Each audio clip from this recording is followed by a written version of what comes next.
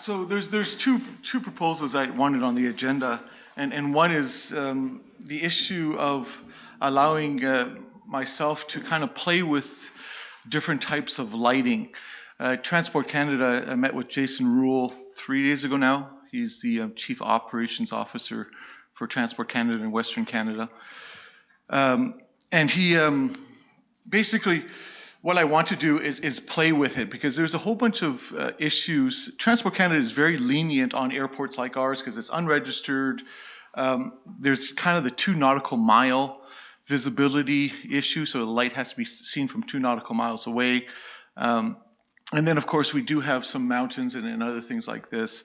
Being unregistered, we can almost do anything as long as we kind of have that bare minimum. So one of the things I was asking is that I have the privilege of putting just some temporary lights for a few weeks along the runway to do some takeoffs and landings at night. Off the airport with these lights. Liability-wise, it would just be my aircraft. It would just be me in the aircraft. There would be no other liability I could see. If it's impossible to land at Merritt, I just fly to Kamloops and I land there. And so that's one issue on the agenda. And then the other issue is I've been looking at different options again. You see the first line says that 115 volt wired system, and I think that one has been nixed. It's very cheap. The lights are very cheap, but the wiring, I break down, downside must be wired with number 8 or number 10 standard underground cable. That's expensive. And so we kind of, as a committee, had moved towards, like, look at solar powered lights. Aircraft Spruce, if you look on the second page, Aircraft Spruce sent me their catalog. And if you look at the top right hand corner, you kind of see the solar runway edge lights, and this is per light. And then you have blue lights for the taxiways, threshold lights, red and green. And those would be the 3 that we would need. Doing all 4,000 feet of the runway, we don't necessarily have to, but to do all 4,000 feet of the runway, we need 24 runway edge lights. That would be 11,000 taxiway lights. We could get away with 2, basically, because our taxiway is about yay big.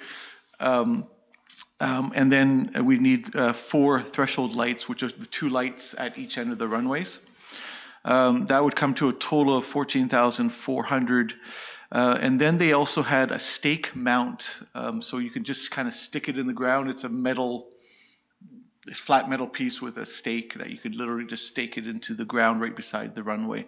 So installation is fairly simple. So that total cost would be about 17,250. There's also a couple independently sourced places. Aircraft Spruce, for those who are not in the aviation industry, is the source of everything to do with aviation in Canada and America. It's the largest supply company. But there are lots of smaller independent people, and their price was 11,200 for the same type of setup. Cost is not huge. It's possible.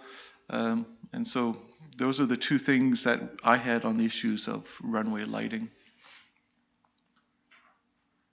Any questions? So the only concern from Public Works would be plowing in the winter. Would these be lights that you'd want to have in permanently? Well, if you use the stake option, you could actually pull it out, except for in the winters when you really need it. Yeah. So you could move them further afield from the edge of the runway, because we actually have a fairly large gravel strip along both sides of the runway. That's what I've seen in Salmon Arm. That's what they've done there. They just moved it 5-6 feet away from the edge of the runway. Yeah. John? Thanks, Kurt. What's the lead time on ordering right now? Do you know? I didn't get into that. Okay. Detail. Because my thought is, and this might even dovetail with what you're saying here with some temporary lighting and kind of running a test, is if we were to have a couple of these, see what it looks like if it's 15 feet off the runway, so it's not getting in the way of plowing lanes. What does that look like? Just seeing if we can get our hands on it. That way, when it comes time to put in for the air access grant, we can have a plan that we know works, not that we're guessing works. I actually don't mind the idea of running a little bit of a test on this and making sure that we're putting in for something that we're going to be really confident in. Seems sensible at kind of the price point. We could run the test here relatively inexpensively, get a few lights and just make sure that that's going to be a good fit. Does that make sense to the committee? Because it probably is the cheapest way of going about it if we're going to be putting in for the air access grant for the bulk of the rest of them. Just making sure that that's an option that would work. Any comments?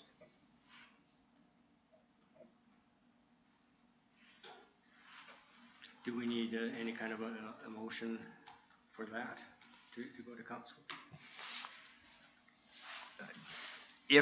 If we were to do it, I don't think so, because we could just, we're talking like $1,000, $1,500, we'll just take it out of operations. We'll find a line somewhere, and if not, I'll make one up for you, Andrew. Okay, that sounds good then. Okay.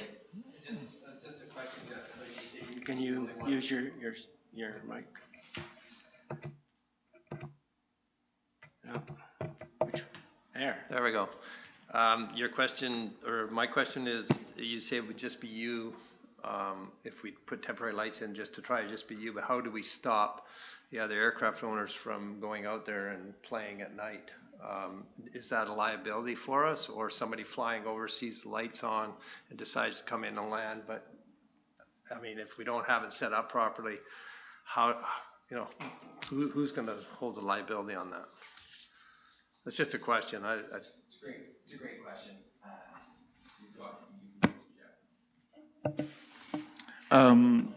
So first of all, we won't have anything in the Canada Flight Supplement mentioning that there is lights. So there is no legal responsibility, because you can land on almost anything you want as a pilot.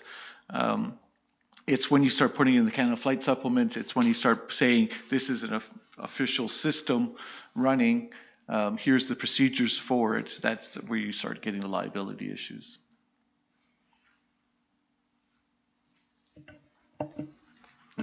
Sean? Thank you, Councillor Christopherson. Recognizing that you talked with someone much more recently than I did, but when we were looking at this 5 months ago, what I was really surprised at is how much of a create your own adventure space this is. Nobody is going to tell us no to things. They're probably not going to tell us yes either, which is what I was impressed with, is they're kind of saying, yeah, we're not 100% sure how the request for mountain lighting on the mountains and other things came for. That may have been related to a different airport classification potential than what we're looking at right now. We're probably not going to tell you have to have those. We're probably not going to tell you don't have to have those. You just need to meet these guidelines. You might be able to meet the guidelines without them. You might be able to meet the guidelines with them. There was all I got coming out of that is nobody is going to be coming after us, nor are they going to be giving us any clear direction. This is going to be our airport, and we're the ones that are just going to have to tell them what they're doing. Maybe by the time we've done it, they'll come back and say, hey, wait a second, we don't like this anymore. But it really did not sound to me like they were going to be giving us clear direction as to what we could or could not do in relation to lighting in particular. We meet the requirements in the, I'm going to forget the name of the standard, but we meet the requirements in that document, which are not, it didn't look crazy onerous to my layperson's perspective. And if Jeff's suggesting this makes it again, we need to confirm that. But yeah, I was blown away at how little they cared, I guess is what I'm getting at from that conversation. Okay, so basically, if we're saying that this is a good idea, how do we go about, whose hands do we leave this in? Members of the committee or the city? For purchasing some test lights in accordance with this, yeah, that would be the city that would go about that. I still think we operate in a world as staff where we really like people to tell us we can do things before we go do them. Like, that's my preferred world every time. And I am a little bit frustrated that answer doesn't seem to be easily coming. And so anything the committee can do on that side to help us get a clear answer, like, hey, we are okay with you doing this. It doesn't interfere with any of your existing, airport classification. This is not running afoul of any regulations that we see. That would make us, I think, all feel a lot better about going forward with it. I just don't know from the conversations I've had that that's going to be easy to get, and I'd be curious to hear your thoughts. I'm just wondering, do you need the full complement of lights or just a few lights? How many do you envision needing to do your work, your experimentation? We're talking two different issues here. So one is I want to experiment with what type of lights will actually be able to be seen 2 nautical miles. Because, Sean, you're absolutely right. The regulation is fairly, can you see it from 2 nautical miles? Great. You're done, kind of thing. It doesn't say conditions or like. Nope. And so I want to experiment with different type of lights, and then I would love to take a look at these lights that are, basically standard lights you could put at Vancouver International Airport. And so there's kind of 2 categories of discussions I may have mixed together. I want to experiment with what type of lights can we possibly get away with, and can we look at buying 1 or 2 of these lights and see how they would work. So that's kind of where we're at. Do any of these places have demo light programs where they can send? Are you aware of any of that? No. You guys have to buy them. I haven't reached out, but I'm guessing they're going to say for $1,000 buy it, because they come in sets of 2.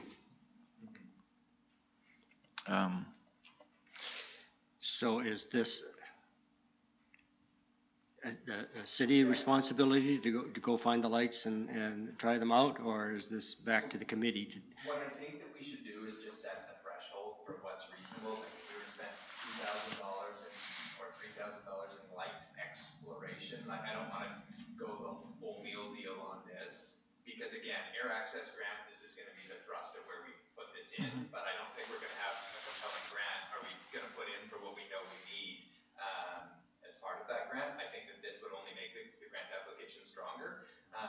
So for me, I think what we should do is set a threshold, and I would definitely take recommendations as to what we think that needs to be. Smaller the better from the city side, because again, we're not talking about this as a capital item, we're just talking about pulling this from operations. So if we think that for a couple $1,000 we can get some different types of lights and get a feel for what might work, that would be great. I'd recommend 2 runway edge lights and 2 threshold lights. So that'd be 4 lights. That'd be $1,000 and a bit. And just do that from aircraft groups. Aircrafts, I would do it from the independent one. Okay, and the city is ordering this? Or is Jeff? Or I can help the city order it, because it's your credit card. Yeah, that's just what I'm trying to ascertain. Yeah. No, but obviously I can work with whatever, and I can work with Jeff or whatever you like. So I think that what we'll do is let's have you guys connect. We'll take this from operations and get that a demo run. Okay, so Jeff and Andrew will connect on this. The city is authorizing it. Did you have a comment, Ian?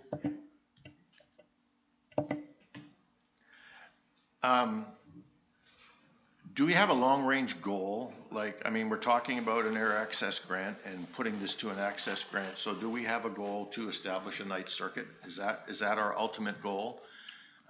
Is there a plan to address the idea of beacons that we will or will not need? I know we need at least one. I don't hear any of that discussion either. Is that what we will work towards when we look at going to an air access grant? But I don't see a goal in terms of what is our ultimate goal here, is to have a published night circuit at the Merritt Airport. Sean, do you want to answer that? It's less of an answer and more of a, when we talked, I would love to hear a formal yes in order to do said night circuit, here are the requirements. And I just don't think, since the emails, and I think we actually talked about this a little bit, there's lots of documentation from the 90s where this discussion was first kind of ramping up.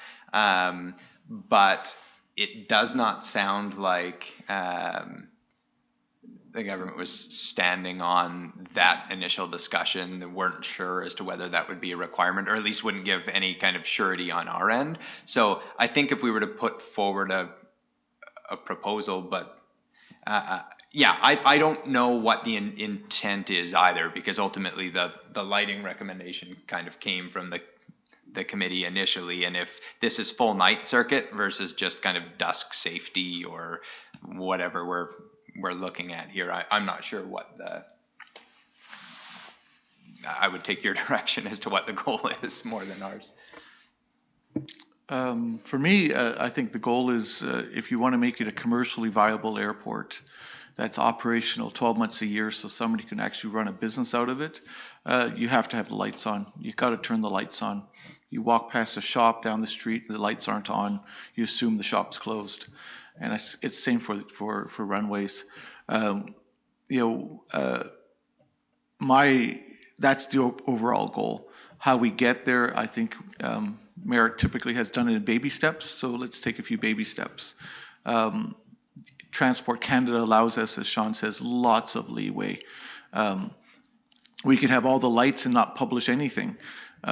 You could then start the process of publishing it.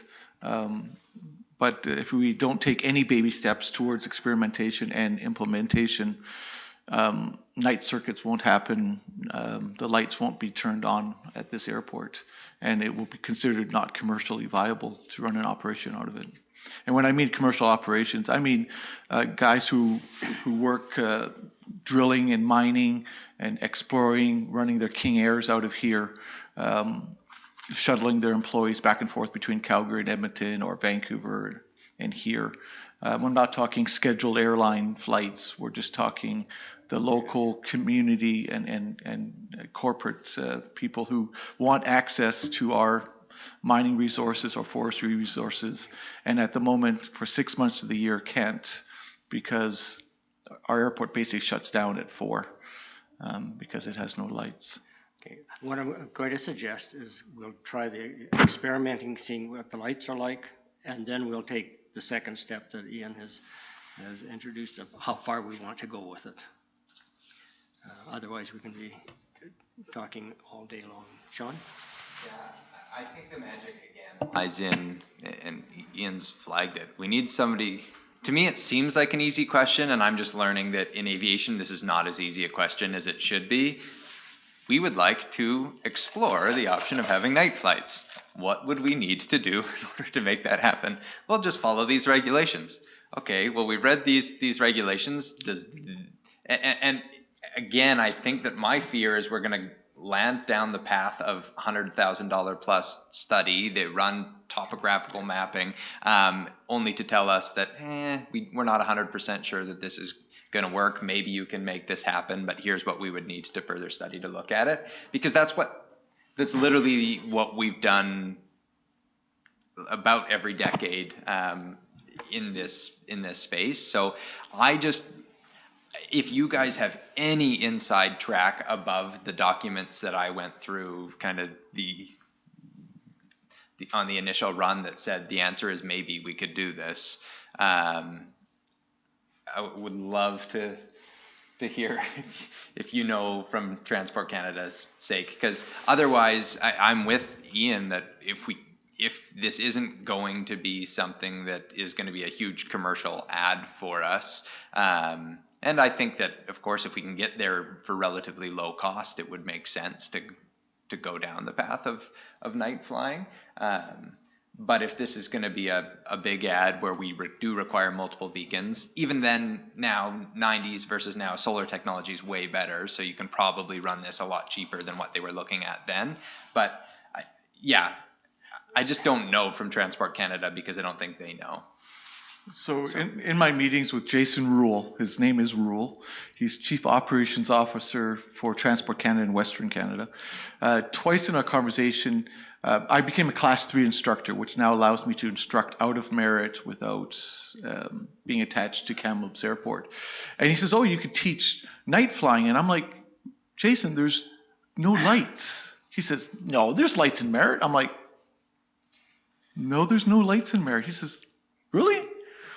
And twice it came up again. He's like, are you, like, there's no lights in Merritt. Like, it is shocking to even Transport Canada that at these price points, with what the advantage is for lights, why you don't have lights. Because even little airports seem to all have lights, because if you look at the price points, they're not huge anymore. Yeah. I'm all for it if we can find a way to do it within the air access requirements and not spending tons on a study to figure out whether night flying is viable.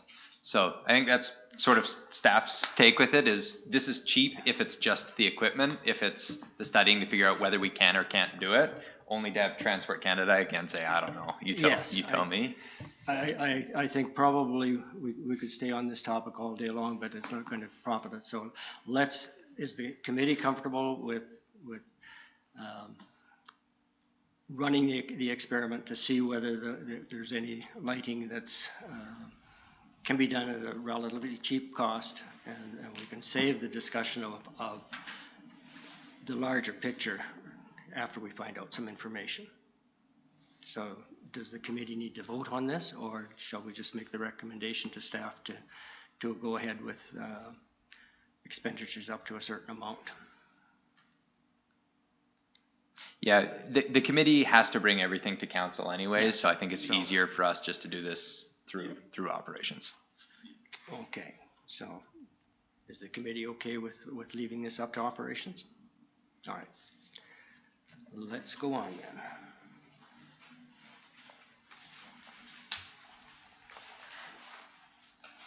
then. The next item, Mr. Gordon, do you have an update on the airport manual? I have a draft manual sort of put together, but it's full of holes because we haven't really set up Did you want to use your mic? I can pass this over to Sean, and he can reproduce it if he wants. But that's what I was looking at for our airport manual. But there's a lot of holes that need to be filled in. Information and operations of our fuel system, security issues, and the other one I'm working on is with radio controlled operations out at the airport. So lots of holes to fill yet. It'll be a while to put that together. And then once it's together, then we as a committee or whatever will have to work through all of that as it being a draft and try and adopt it long before it goes to council.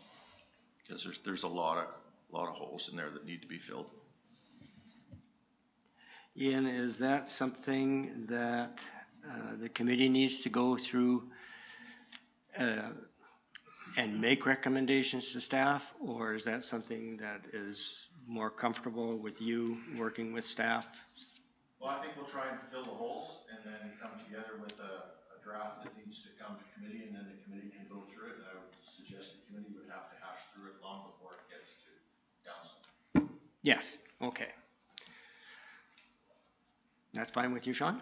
Yeah, I think that absolutely should come back to the committee. I do want to understand one thing with the operations manual. This is not in any way aspirational. This is how we're operating with what we have on the ground currently, correct? Correct.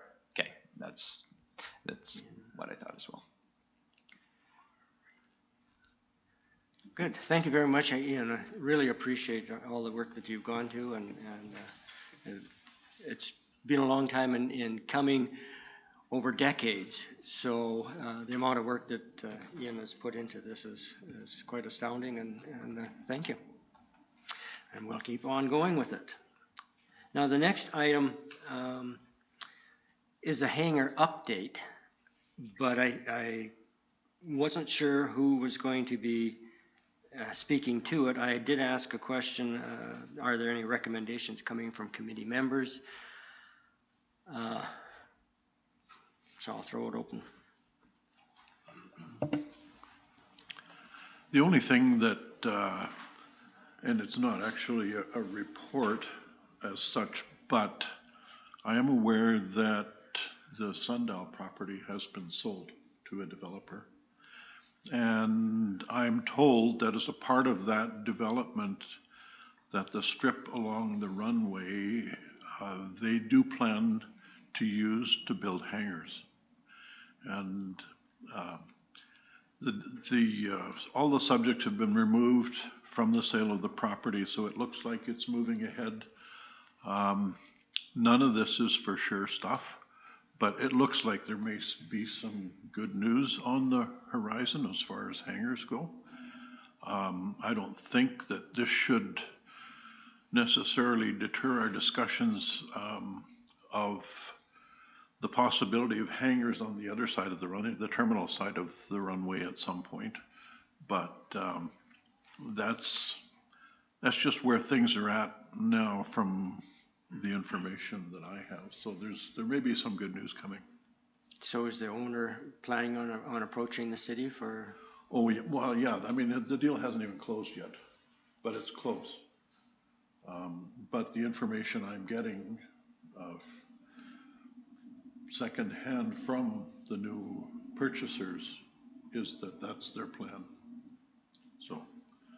So, Sean, would we want to, if the owner is planning on doing that, should they be seeing Dawn? Would that be the first step? Yeah, I don't have a lot of intimate knowledge with, or any knowledge on this right now. I'm not going to overstate what I know. Yeah, it would have to come. It would have to come from the owner to approach the city, I would presume. Yeah. Is that not? It's just premature. Yeah. Okay. Thank you, Ray. Now, I can add one point from the staff side on this. I know that we talked with the committee about city-driven hangars in the past. I can say that with everything else that we've been looking at with the budget, that did get pulled. It isn't in our budget for this upcoming year at the very least. So. Okay, thank you, Sean. Now, I had a couple items here that the committee had sent in that I didn't see on here, and one is initial fencing from the terminal building to the fire center, and I had down that staff will report the status. Is there anything to report on the fencing? I think the committee recommended that the first section which should go from the terminal building to the fire center. Is that right? John? That's correct. Andrew can speak to it, and then I'll let you know what we talked strategically. I'd have to double check with Charlie. I know we'd had some discussions, I think it might have been before the flood, and we'd looked at some pricing, and then I haven't been involved, or it hasn't come on my agenda since then, so I'm not sure where he is at with that, but I know we did have some preliminary quotes and pricing for the fencing, and that's as far as I know.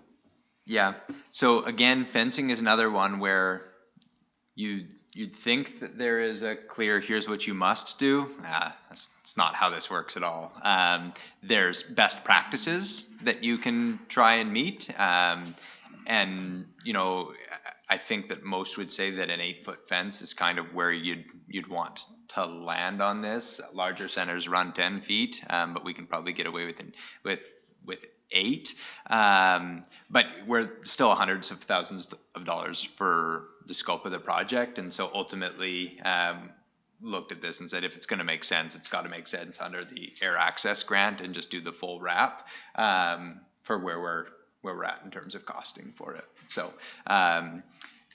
we can, bring back recommendations that will ultimately form what we apply for in that air access grant, but it gets cheaper yet if you go to 6. But from those that we talked to again at Transport Canada, they started 6. If you're going to do it, probably go 8 was what they said. And I don't know if the committee is kind of on board with that, but it sounded like this is a situation where just do it once, do it right, get quality fencing, 8 foot, run the perimeter, and put that in as part of their air access grant. But it will be like hundreds of thousands of dollars. The range was between 3 and 6. It was really a lot more expensive than I anticipated it would be. So we'd have to go out to procurement on that and hope that those numbers aren't right. But yeah, we were very taken aback at what the preliminary quotes were. No, I think the city's or the committee's recommendation was that the most needed portion was from the terminal building to the fire center. So my question would be, when the city is looking for grant opportunities and so on, are they going to piecemeal it into sections, or are you going to be looking at the larger picture but maybe doing step by step?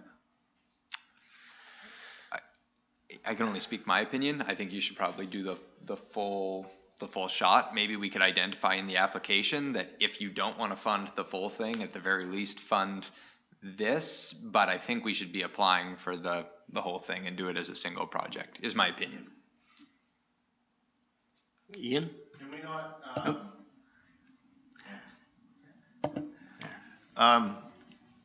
Can there not be something in development permits or permitting on the properties at the airport that the lessor or whatever property owner is responsible for the fencing? We could. The question then ends up becoming what constitutes an airport property. So we've got the city parcels where we could definitely do that. Yeah. But you've got everything north of runway that may want to have access that aren't technically connected to the airport parcel. So, which are privately owned, city isn't involved with the leasing of them. So I think that there might be some complications with that, but we could definitely include that for any of the city owned parcels. Okay, yeah, just throwing that out there. What was that? At the very least for any new leases, I should say. Yeah. Good suggestion. Okay, and that kind of leads into the second one that I've got down here about lighting and fence granting applications, and you've partially answered that already. Is there any more information that the city can provide back to the committee as far as grant applications? We know that it's been confirmed for 2022, the application will be released, which will be for funding for 2023 and 2024 years. So all we really have at this point, because I don't think they've released the new program guide, it's still referencing the 2021, at least when I checked last month.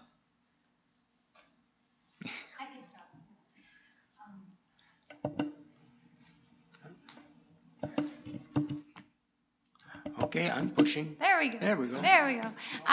Yeah, I've been keeping an eye on that one for actually quite a while, but we're expecting fall, I think, for it to be open and announced, but I'm going to keep checking because it's nice to have as much lead time as possible for grant apps. Okay, were there any other questions from the committee? Just a comment. There seems to be, for some reason, they didn't make it available this last year. For the other committee members, I've been watching it. Andrew number 2, it's what I call him. Not you, you're number 1. Andrew number 2, the guy who's not here. We had a conversation. He says it never came available, but I'm like, really? And so I looked into it. It was true. For some reason, the air access grants for last year just never happened, and that's why. So it's not the city's fault. They were prepared, ready to go. It just didn't become available. Oh, thank you for clarifying that. I appreciate it. Ray? In the interim, I'm wondering if there are things that we can do to make the ramp more secure. I mean, I've stopped people who have ridden their bicycles between the rocks right out onto the ramp, headed for the runway, just because they thought it was okay to do that. Is there any way that we can, you know, on a temporary basis, without spending a bunch of money, just discourage people from having access that easily to the ramp area? And the other thing is the gate on the side of the terminal building it has no lock on it. At least it's not being locked. And so people can just go open the gate and drive right through onto the ramp and have access to our fuel pumps and whatever. And it seems to me we should be taking some kind of action on that, not at huge cost to the city, but just enough to discourage people from feeling free enough just to go out onto the ramp and out onto the runway. Mm-hmm. Andrew? Yeah, no, I agree. We've had issues in the past with the gate, and Jeff can speak to this as well. I don't know, before my time, did everyone everyone that had a plane at the airport have a key? Because somehow that's changed over time, and so maybe we need to look at putting a new lock with new keys for those that require them. Or do you guys have keys now? Okay, so that's something definitely I can look into. Yeah, and then when it comes to access from, say, the parking area out front, that landscaping that was done a couple years ago did a really nice job. It looks beautiful, but it's even more accessible to walk in from there. So we'd have to look into options to make it. I don't know if it would be signage or something a little more fence-like that we could put in. I'm not sure at this point what that would be. The hard part is fencing's the answer, and the question is, do we put in fencing when we think we're going to get fencing? Like, I'm not saying it's a full degree of confidence, but we've got a fairly high degree of confidence given how little we've dipped into air access in recent years that our application is likely to be successful. We take a picture of that area and what we need, and anybody in the aviation industry, as I understand it from talking with all of you, is like, holy crap, they need this really bad. I think that we're going to get the funding for it. So like Ray is saying, if there's a way we can do this at extremely low cost, but even that length of fence, if that's $40,000 or $50,000, it's my position, and I'm wholly acknowledging that I could be trumped on this, that we should be applying for it in grant and running this as a 2023 project. But I'll defer to the committee if there's another. Is there anything that we can do temporarily? I mean, the city right now has got the temporary fencing around the dog park and things like this. I mean, it's certainly not up to standard, but is there some way of discouraging people from getting out there? I'm just kind of worried about the liability issues. Ian? Yeah, I'll throw a historical perspective on it, that the two gates were keyed alike, and in the past, anybody that pays for tie-down fees received a key for the gates, like keyed. And there was also a lockbox in the terminal building for anybody else, that another operator that needed access to the tarmac. Instead of hounding the city, they could access the lockbox to get a key to the gate. And there was no issue with that, but that at least will deter some of the free moving traffic out onto the tarmac. And I think your comment about signage is important too. You know, it's a beautiful section. I'd hate to see a snow fence go up, you know, but at least having the gates locked will be a big deterrent. Sean? I wanted to add one other point, because historically when we've had the discussion about the grant, it's always been, well, not always, but it's mostly been about fencing and lighting as being kind of the two primary thrusts with this. I wanted to at least canvass the committee's willingness to consider a third. Unless they change the terms of these the terms of the grant, it's 75% coverage for what they call the airside projects, which includes any aircraft operating areas as well as lighting, hazard beacons, etc., and 60% grant coverage for things like fencing, which is any transitional project. So it'll be a hybrid in terms of which portions of the project are costed at different rates. But looking at it, It appears to me, and we would need to have this discussion with the funder, that what we're intending to do with the taxiway would be a 75% covered expense through this.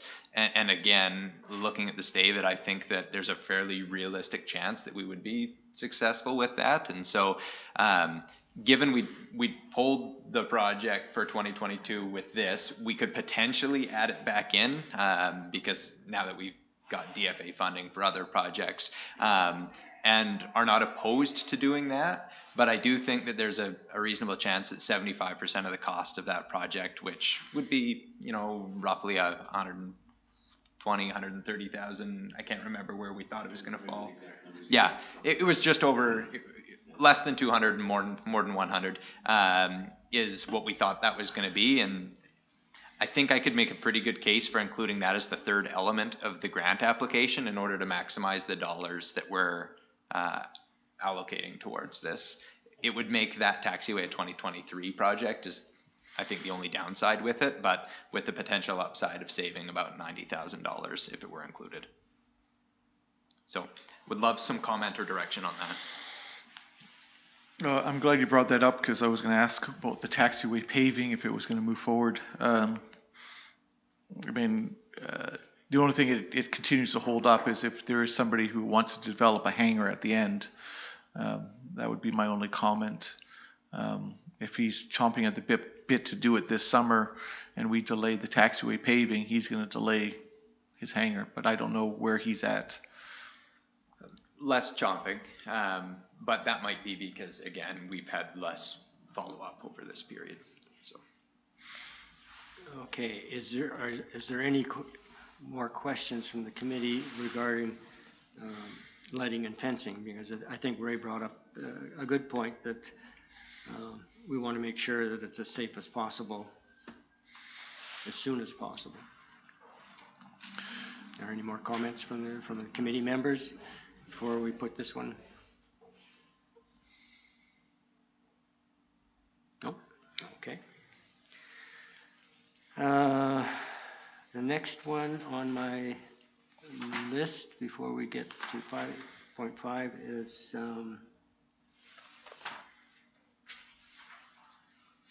okay, 5.1, Phil Bragg. Phil has announced that he feels he needs to resign from the committee, which is unfortunate. He's had some good input in the past, but feels that he can't uphold his obligations. And so it's just announcing that he's resigned, and I thanked him for his participation so far, but that reduces how many committee members there are. Question for staff. This is an election year. What happens to this committee? Is it a continuous committee into the next group? At one time, the city had a policy where committees ended with the term of the council. Greg? Thank you, Chair. The committee itself doesn't cease to exist, but the terms of reference state that appointments are made for 4 years at a time. So I would need to check when the committee was had its major appointments last made in order to find out when everyone's term ceased to exist. When it comes to membership, then we do have the thing adopted in the procedure bylaw, which says that the committees, when there's a vacancy, can basically save council the effort of advertising and searching by recommending new members if they're aware of people who would be suitable. Then that would so that can be done to fill the hole, or if you still have, as you do still have enough people to make a quorum, you don't have to fill that hole. No, I wasn't thinking that way.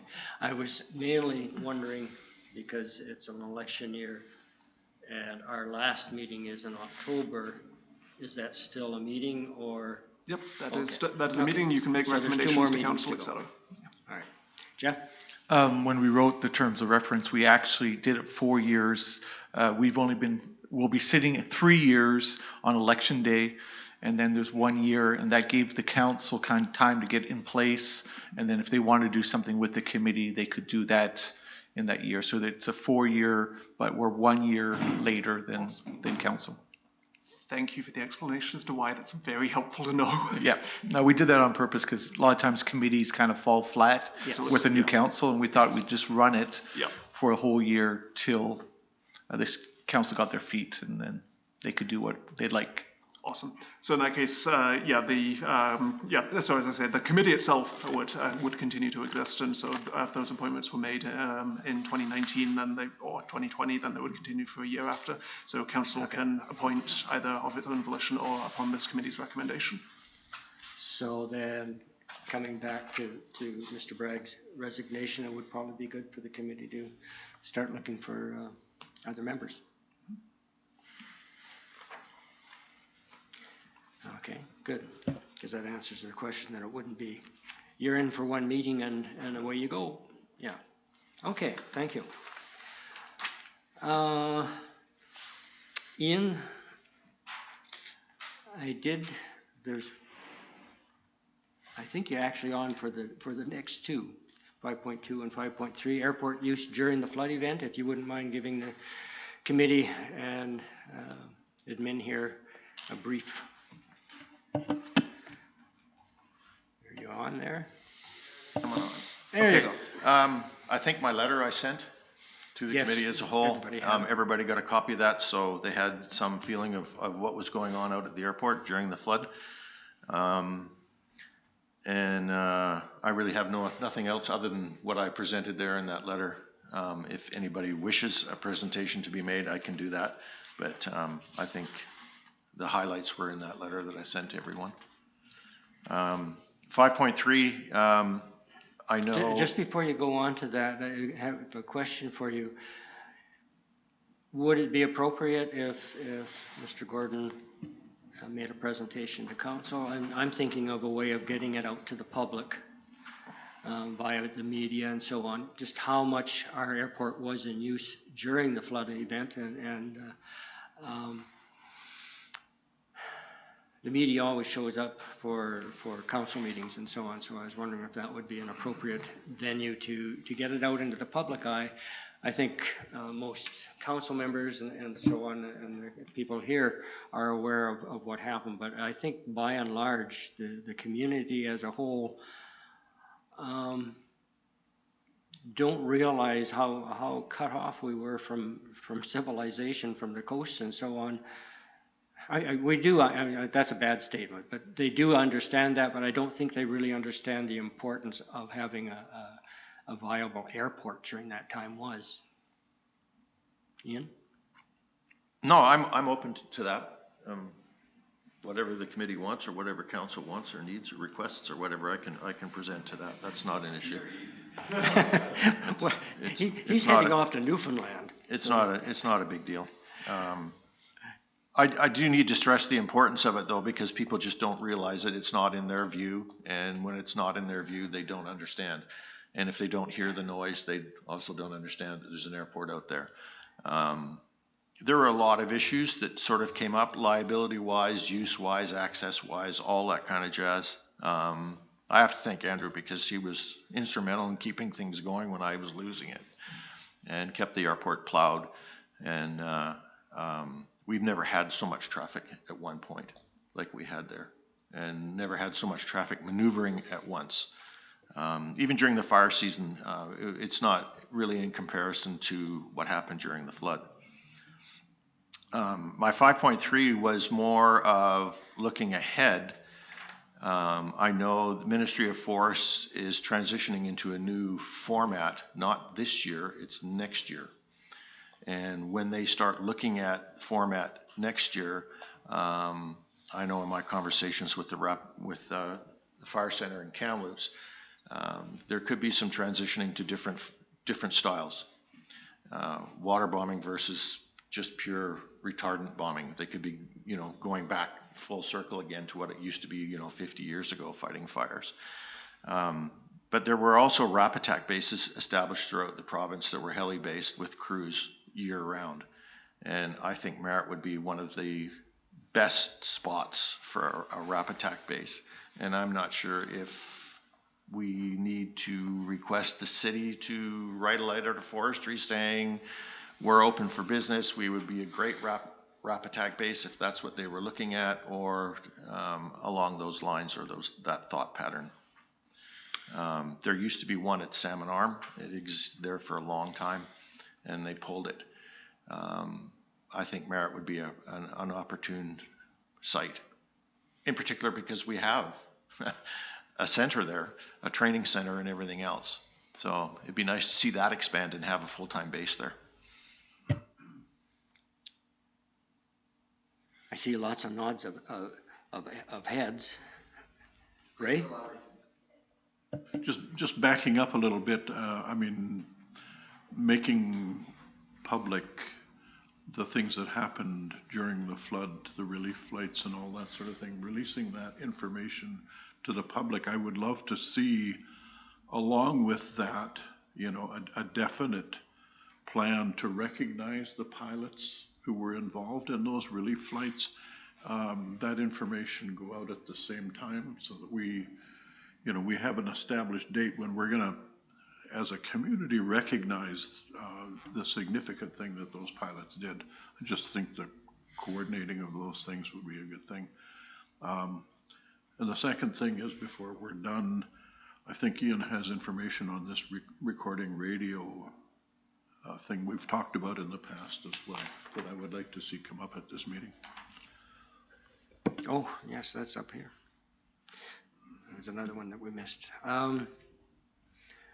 Okay, I'm going to go back to you, Ian. With the airport use during the flood event, first of all, I want to really thank Ian for all the work that he did up there. It was truly extraordinary. So thank you very much, Ian. Would you like to set a date? If you'll contact me or the city to set up a date for presenting to council, that would be absolutely great. Would that be an appropriate time also to give council information about the Rapattack base? Or keep the two reports separate? Sean? I don't know how much information the committee would provide other than advocacy, and I think that a recommendation from the committee that, you know, council, whether it's write a letter or advocate with senior levels of government, however you want to structure it, to even if advocate for the establishment of a Rapattack base in Merritt. Again, from a fire protection standpoint, it's a good thing for us, from an airport usage, from a taxation, or I guess that's tax in lieu, but these are all good, valid purposes, and yeah, I think a recommendation from this committee that council do that is probably perfectly acceptable, and that could come as part of the same meeting, but I don't know that... Or do you want it as part of a recommendation from this committee?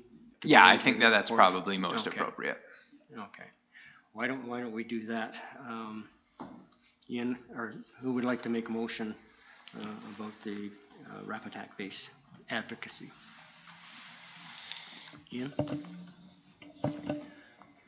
Okay, I'd like to make a recommendation that council send a letter of intent or inquiry or support or whatever to the Ministry of Forests, suggesting that they develop a Rapattack base here in Merritt. Is there a seconder? Ray? Any discussion? All in favor? So moved. Any against? If the committee's okay with it, I wouldn't mind just greasing the wheels a little bit with our local district office and just seeing kind of who the right people would be, even before this goes to council, so that we can have a bit more information when that recommendation does come forward to council. Committee okay with staff doing that? Okay. Okay, good, thank you. And before we go back to the Community Airport Day, we really should touch on a system to record airport radio transmissions so we have a more accurate account of aircraft movements. Is there any info coming from this committee? Yeah. So a techie guru friend of mine who's moved to Merritt in the last year or so has put together a system. He built a computer designed the whole thing himself, and we have it actually working. Our issue right now is storage, trying to figure out how to store the recorded voice transmissions, because, I mean, in the last month with the helicopters coming and going, there's been an absolute horrendous amount of data that's been generated. Once we figure that out, I think we perhaps can roll it out, and would like to set it up in the airport office, in the terminal building, if that's possible. Sean? Is there a way to convert the voice? Because do we need the full voice transmissions, or do we need to just have a binary figure that says, hey, somebody made a voice transmission and that? Right now it's recording the entire time that the mic is keyed, and that's just slammed into a 4 terabyte drive, which is not a big issue, but it's referring back to it, trying to have it parse the data from time stamped, date stamped, and all that kind of jazz. I mean, he's a software engineer, so he figures he can do it. And that's the stage we're at right now. I mean, there are software programs out there that do just that, but they're very expensive. So he's built this Raspberry Pi computer, and we've got it all up and running. So it's quite cool. He just took it on himself. I just mentioned it one day over coffee, and boom, he's done it all. So I would need, if we do set it up, perhaps access to that office to put it in, and I believe it would be like to pay him for building the computer and everything else. Yeah, we would need to. You know, it'd be like $1,000 or $1,500 or something like that. We also need to make sure that it meets our kind of data storage standards, that how it's connected. You know, we work our IT with that to make sure there's no backdoors. I'm not saying that this would ever intentionally happen, but we just need to make sure that if it's done formally and it's done correctly. So what kind of a recommendation would you, or request coming from this committee, would work for seeing whether we can set this into motion? I think my question first is, do you think it's ready? Like, are we ready to do some things with that right now, or? Once we figure out the storage idea, okay. Then I'll probably be able to bring it to the city and say, hey, can we set it up for a trial and have your tech department go through it to make sure it's firewall and everything else so it doesn't go out. If the committee feels like this is something that can and should happen, then I think we're probably just one meeting away yet, get an update, and then make some directions from there. But I'll defer to you guys. Yeah, it was just more of an information thing, that's all. Yeah, I don't want to see it dropped. So, Ray, you have a suggestion? We just need to remember, what the purpose was of this whole thing in the beginning, and that is to get a more accurate count on actual movements at our airport, which means, not every radio transmission is a movement. And so this information will have to somehow be deciphered and translated into movements at the airport somehow. And I think there are a lot more movements than we actually realize. Would having this data help us in grant applications and so on? Proof that our airport is being used? Yeah, I think I see a nod over there. Ray's point, if you can get it to the point where this is an accurate representation of movements, absolutely. And I think that we just need to make sure that this system would get refined to the point where, okay, we've had 4 radio communications in a 5-minute window from the same, address. I don't know exactly how radio communications work, so please pardon me on that. If it recognizes that as 1 instead of 4, or however the system is set up, if we can say that that's an accurate representation of movements, I think it would be a fantastic tool. So how do you want to leave this then? Do you have a question? A couple things. One, it records everything. That's a bit of a challenge. I'm not liking that. I much rather have the metadata on movements, which is why we set this up. We don't need the voice recordings of everybody operating at the airport. What we need is this guy came in, made his first call, second call, and landed. And so I don't know if we can set that up that way rather than recording all all radio communication, which data-wise is much bigger, but also there's that There's privacy. privacy There's a bunch of other issues, and things. there's a whole bunch of other issues there. Yeah. I think if we can get this to a spot where all that it's recording is a time-stamped transmission from is that how radio works? Is it addressed? Like, No. it's not. But from my understanding how airports counted, it typically takes 3 radio calls to complete a landing. Your first call, your second call when you're in downwind, when you're in the circuit, and third call when you're leaving the runway. So if you have every time the mic is keyed for more than 2 seconds, for example, because a radio call will take longer than 2 seconds, divide that by 3, you have how many actual landings and takeoffs happened. Is there best practices around that? Like, is that just yeah, I'm curious how the other systems end up parlaying this, but it's worth exploring either way. We're going down the path. So do you need a recommendation from this committee, or just carry on?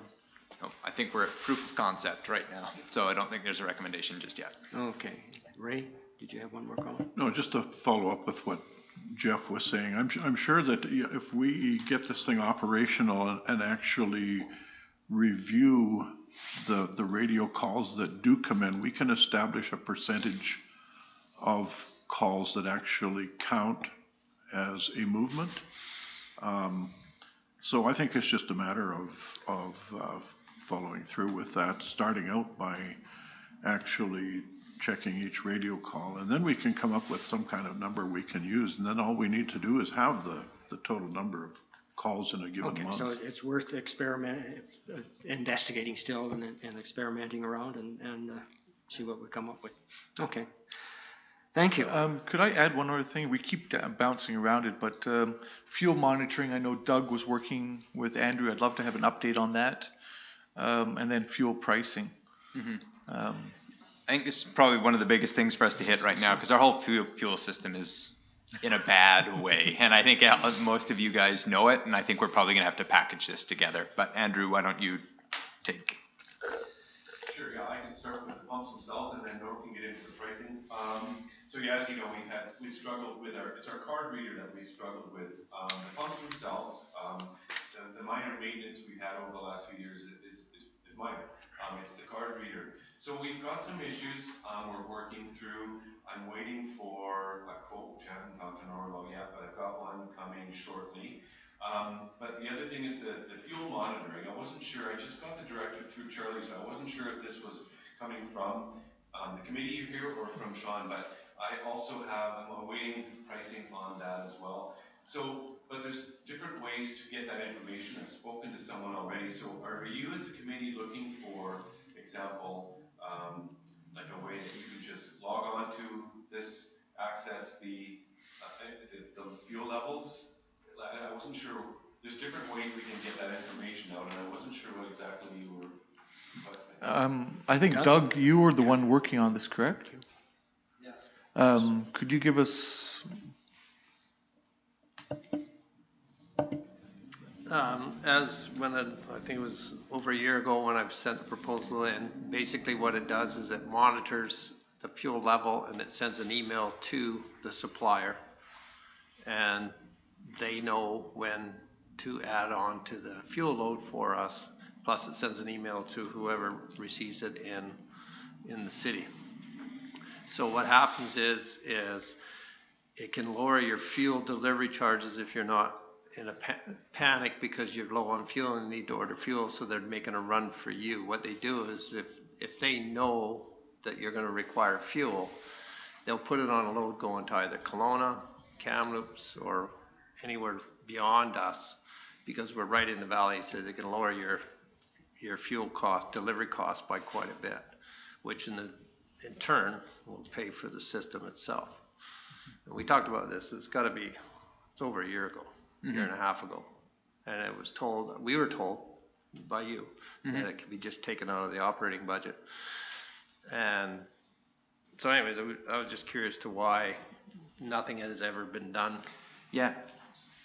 I can provide a little bit of an update, because ultimately Andrew's right that he got pinned with it after the fact. So when we initially went and looked at it, part of my question to Charlie is, well, how often do we have it where loads are coming up just for us with our current ordering system? And outside of 2 loads during fire season, we're part of broader deliveries, and so I didn't think it was necessarily going to be an immediate windfall for us. That being said, it does make the administrative costs of needing to actually go through check levels, like, it's way better.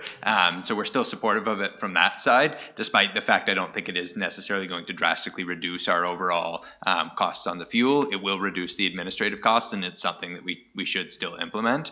The challenge that we have right now is, I think, as Andrew's talking about the card reader, and Norman can probably speak to it, but we've actually got software side problems as well, where we can't even update the price. It's like literally won't update. So we've got some issues where we just need to replace that whole system, and I think in the process of doing it, we should just set it up so we've got automatic ordering through that trigger when we do that. But I think that whole system, we would need to add that into the quote you're already. I just spoke to him this morning, so that will be part of it as well. And yeah, like you mentioned, I don't think we've ever ran out of fuel. I did just run out of fuel on Tuesday because we had those heavy lift helicopters, but really it was for 2 hours. They weren't able to fuel up at 10, and the fuel arrived at 12:30. We got 35,000 liters of jet. So yeah, definitely it'd be a useful thing to have, because we have to send somebody up from Public Works during the busy season. It's 2 or 3 times a week to dip those tanks. It would be nice to have an automated system. And when it comes to getting fuel, we buy it from Petro Value, and they're very easy to work with. I've never had a situation where within a day or so they haven't been able to deliver what I've requested of them. And like you mentioned, Merritt's on the way for a lot of these other communities. So yeah, they'll sometimes drop anywhere from 10. Like I said, the other day we had 35,000 liters. So, and I just wasn't sure if maybe some pilots had some issues with running out of fuel, if there was an issue from that perspective, which I hadn't heard before. So that was what I was curious about. No. And then when it comes to the card reader, so we do have a contract, and Norm can speak to this a little bit, for the parts on that card reader, but the techs from Kamloops that actually do the work have said that the system we have now is antiquated. To update QT pod system, they haven't been approved in Canada, so we can't even upgrade from this company that we're using now. So I'm just in the process of getting a quote from this contractor from Kamloops, Middleton Petroleum, and so we're hoping we can work something out, get some pricing, and go from there. I don't know if you have anything else to add to that, Norm, but yeah, I find that that's been an extremely frustrating part, is that card reader for sure. Yeah. Norm, did you have anything to say? We've been working on trying to get the system working for over a month now. Trying to get the prices changed, getting the card reader. Pump 1 will work for the F-gas. Jet fuel, it won't. We've replaced the modem, we've replaced the motherboard in there. We've shut the system down. We've gone into the pumps, switched the electronics around. We've done everything that we can to try and get the system. I think it's just an antiquated system. We need to upgrade it. And I think it's going to be about 40 grand to upgrade it. So go get a totally different system. Doug, did you have anything that you wanted to ask? So I guess the question comes, if Ian? our fuel was almost $1 a liter cheaper compared to Kamloops for quite some time, and if we're going through 30,000 liters at $1 a liter difference because we can't change the price, we're losing a hell of a lot of money. So currently it is now, the price is updated on the display. That's what he mentioned yesterday. So we've got the up-to-date pricing on it, but there was a time, you were correct, where they were getting a pretty big deal on fuel. Yeah, but he told me yesterday, I haven't checked, but he told me that he had updated the price that we requested him to have on the screens. Oh, really? Yeah. Okay. yeah, and I guess that's a concern we've had as a committee, that we've questioned that many times about pricing of fuel and who's monitoring it, and that we should be on top of it, because that Airbus was taking a lot of fuel, and at $1 a liter, we're losing. That's 30,000. I do have a question for Norm. When I left the airport yesterday at 5, the prices for avgas was $2.20 and jet was $1.95. Is that what we've kind of going to be settling at? Yeah.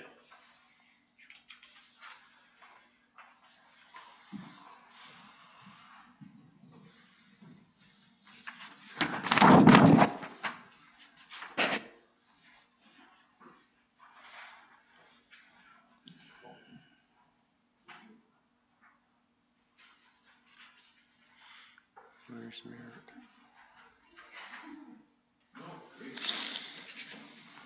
I looked around at different airports and what they're charging in the area, and that's what this list is. so currently we're charging. $2.20 for avgas and $1.95 for jet A. It was $1.40 as of yesterday. So looking at this list, being a pilot, you have these middle ones at all at 225, 227, 230, 242s. Those are not typically airports we compete with when it comes to pricing of gas.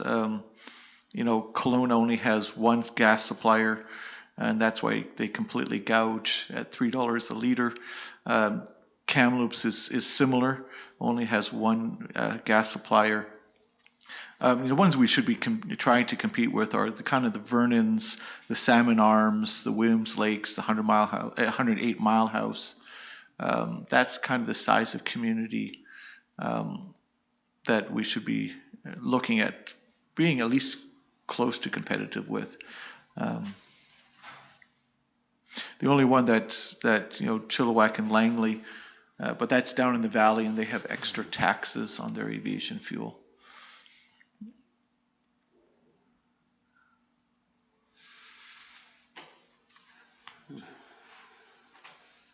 So my recommendation is if we could price it closer to $2 or $1.95, $1.97, at least for 100 low lead, and kind of do the same for Jet A.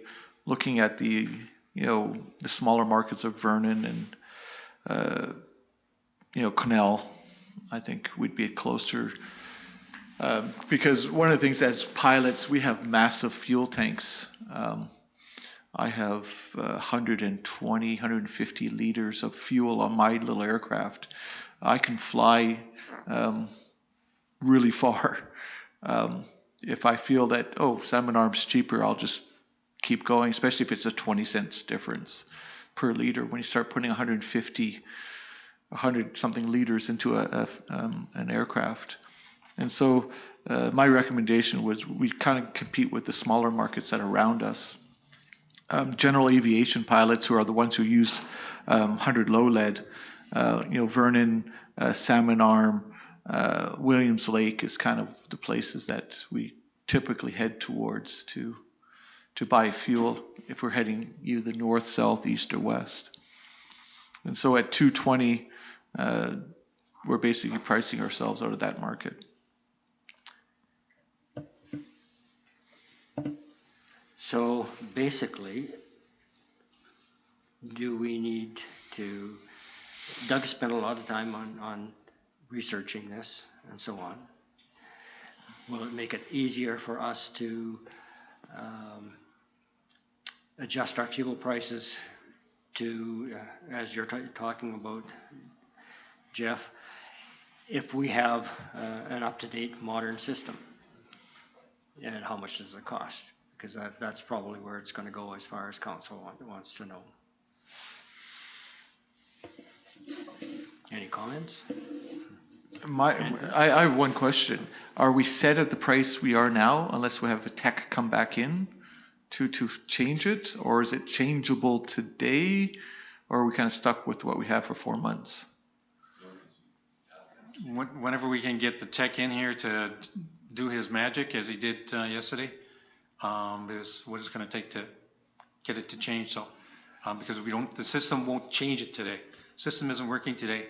Can't use the credit card on the jet fuel. And so Andrew has to send somebody out there anytime the helicopter wants to fuel up, and we do that manually. And this is where we're looking at changing the whole system. It needs to change. The system isn't working today, so. Because we get into wildfire and we have people coming out there, we're gonna have to have somebody sitting out there if we don't get the system upgraded. And so it's gonna be cost effective to spend 40,000, if that's what it is, to upgrade the system. And then we can change it whenever. What's your timeline looking at in terms of swapping it out? It'll be a couple of months at this point because we're just having that discussion. We haven't got the budget through council. I'm hoping we can, focus the financial end of things, and then I'll get it working. So I don't have, like I said, I'm hoping to hear back this morning. I thought maybe I'd hear back before our meeting, and I haven't yet. So within a day or two, at least I'll have a better idea of time frame. And this is just the first goal to get the budgeting sorted out, and then give it a few more quotes to make sure we get a cost-effective system. Yeah, because I mean, when we see operators out there with Bowsers on our tarmac and we're trying to dissuade them from doing that to use our fuel, if we're not going to be operational for the fire season, that's going to be huge. It's not a matter of, we will be operational, it's just a matter of, this really, we need to get this, I'm hoping we can get this sorted out before the fire season. Andrew and I have been working on this literally day and night. We had them reprogram we've been trying all sorts of different things. They sent out a motherboard. It just arrived here day before yesterday. We had the tech install it yesterday, and talking to the consultants in Denver and Texas, trying to get it all fixed up. And we've been trying all sorts of different things. And so we just came to the conclusion yesterday, it's still not working. So we need to change the system. So that decision has really just happened.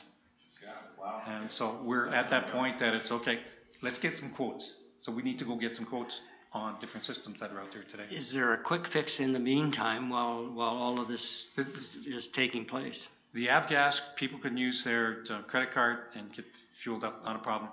It's on the jet fuel that we manually go out there and bypass the system to let them fuel up, and we manually charge their credit cards. How much does that So cost? it will work, but How much does that cost us to keep sending guys out there? Any idea?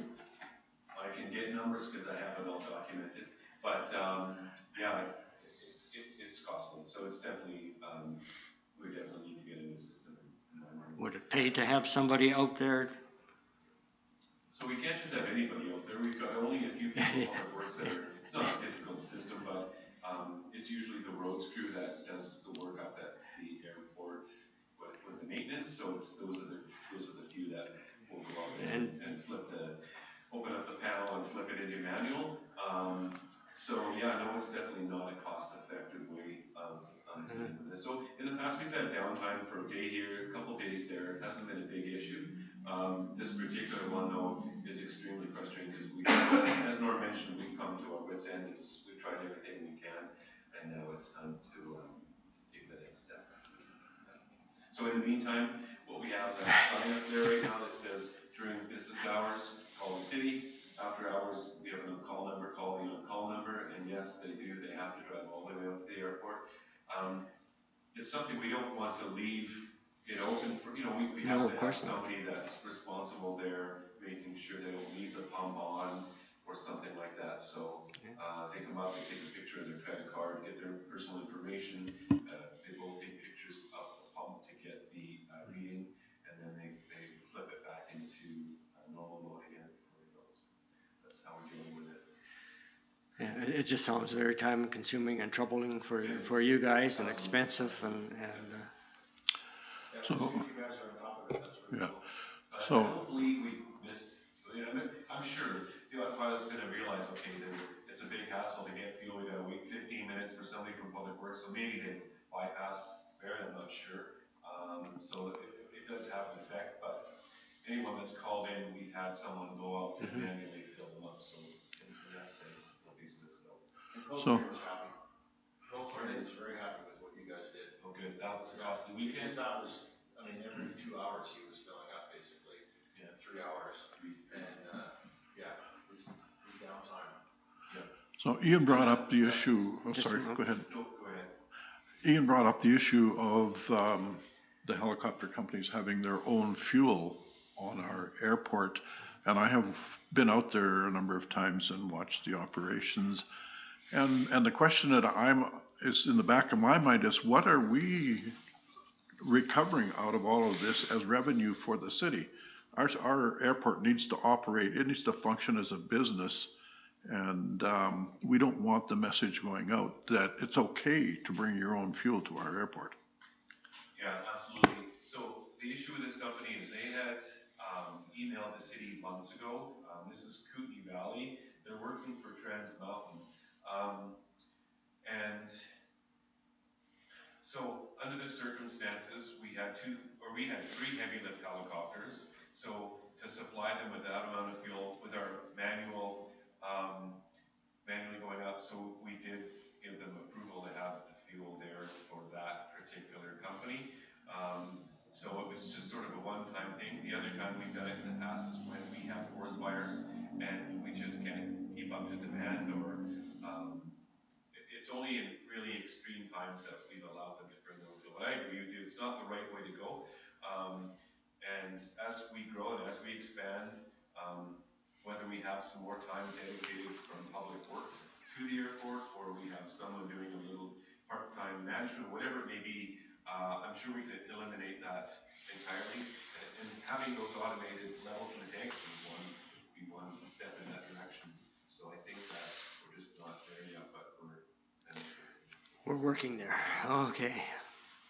I don't think we have any kind of established policy when it comes to this, and I would like to see us work on some type of policy that ensures that we're coming out of this on top. Oh, one more thing.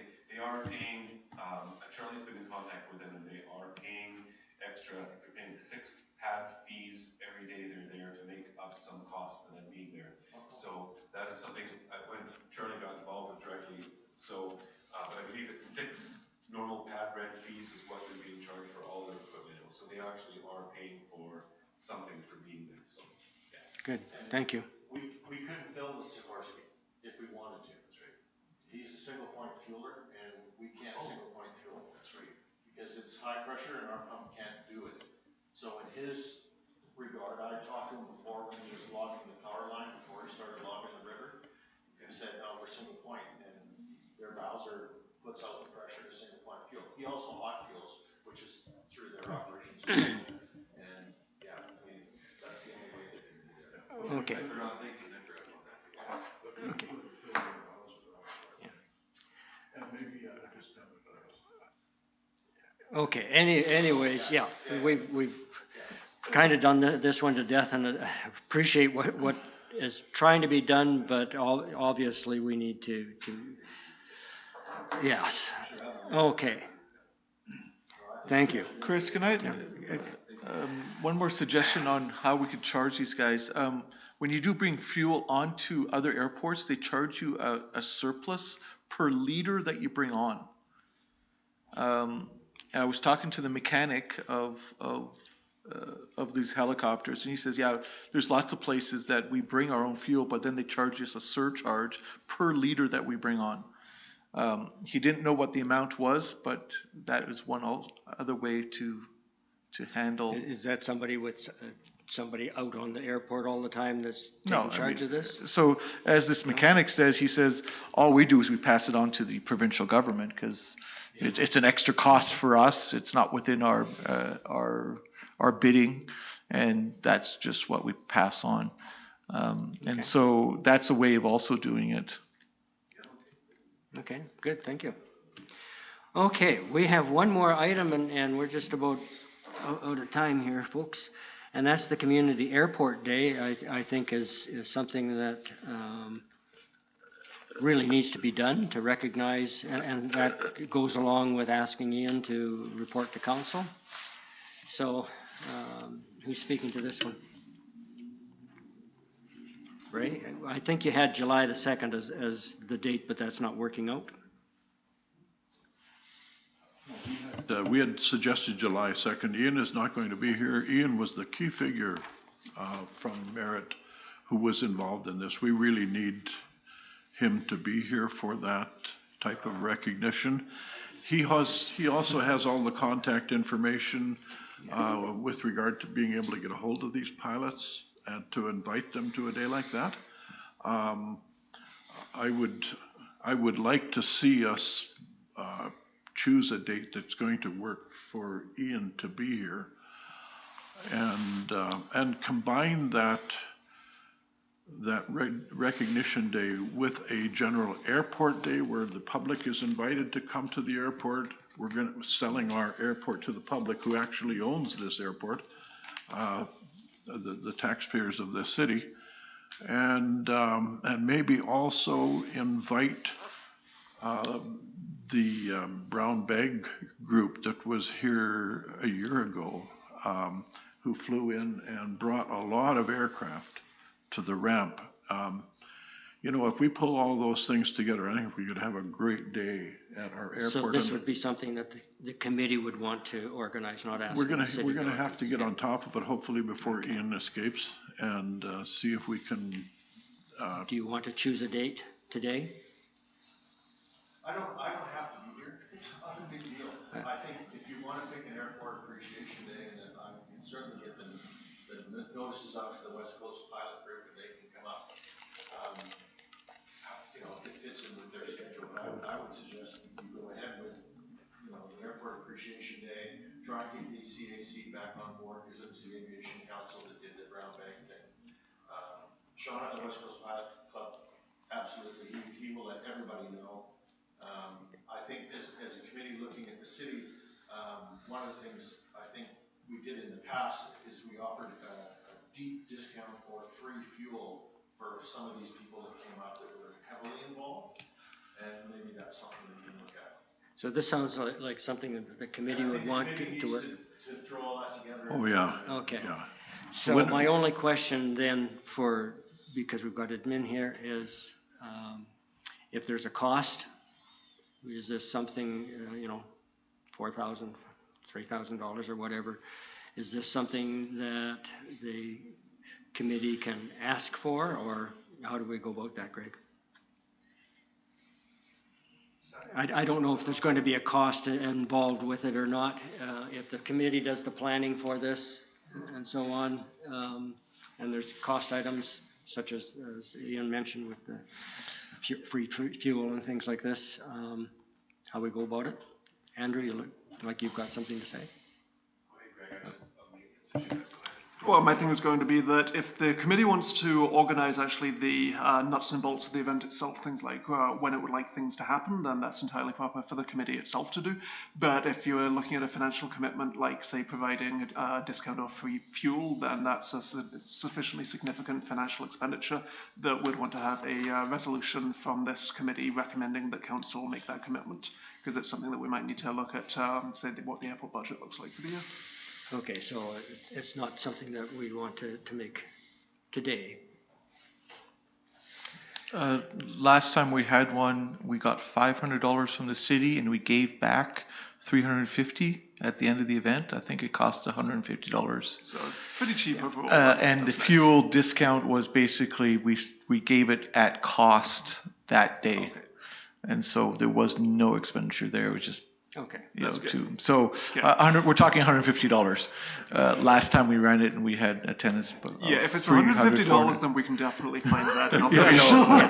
We're not that strapped yet. It was so small that even talking about it is using more money. Yeah. Okay, so basically the city's prepared if it's a small expenditure. When are you back? End of June. End of June? Do you want to make it for August? So July 2nd works, okay. Yeah, July 2nd works, so. Oh, does it? Go ahead. Okay. Well, it is on you because you are the face of Merritt when it came to the I would suggest flood the event. committee get together to do this and not take up staff time for this. So if there's anything else regarding information you need from the city, we'll handle that. If not, I will call the meeting to a close and we can stay behind for a few minutes as a committee and discuss that item. Is there anything else? Yeah, I really want to thank Andrew for all the help that the the city did with the flood and keeping things running out there. I mean, that's really. Make sure you mention that during your council presentation. Crew needs to know that, like Charlie needs to know, you know, and the gang that came out and helped in the plow. I mean, they were fantastic because it was a matter of, I'm trying to text Andrew and Andrew's trying to do a whole bunch of things. We're going back and forth, back and forth. And I'm going, why aren't you answering? And all of a sudden the plow shows up and I'm going, wow. So, As you know, it was a busy it time. was a squirrely. I want to return the compliment because thank you for being there and helping me. It was just eyes and ears that I didn't have the time for, and I appreciate your experience there and your guidance. Thank you too. Well, that brings up a whole issue of we're very fortunate to have volunteers that did that part of it, working with the city and so on.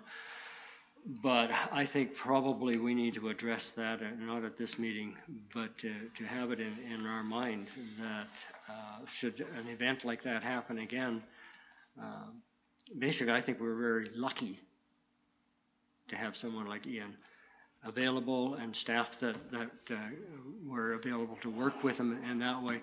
But I don't think we should depend on luck for the next event. And we have other volunteers sitting here that are just as qualified, if not more qualified than I am, to do stuff like that. So there needs to be a process where if an event like this ever happens again, that we call out to, you know, the committee members or members that are more than willing to volunteer time, or, you know, if you need somebody out there for the day to pump fuel, hot fuel, I'm qualified with hot fuel. And that involves liability issues and. It does, but yeah. I mean, that falls on the operator's liability, not necessarily the city's liability. So it works both ways, right? Okay. Yeah, I think at some point we need to do that because we've got lots of interested people that, you know, that have volunteered to help. And if there was a network in place where that became operable. And I think that's a legitimate suggestion coming from the committee. Yeah. We have this sort of call set up that can help you guys. Right? It just happens that this took place when a lot of people were under evacuation orders, so someone was looking to hear. Well, yeah, I was illegal. I was hiding from the RCP, from the city, from everybody. Yeah, and I turned you in 3 times and they didn't do anything. Yeah. Okay, well, thank you, people. It's been informative, and I think we've got still lots of questions to go. But I'll call this meeting to a halt, and the next meeting is August the 18th. So.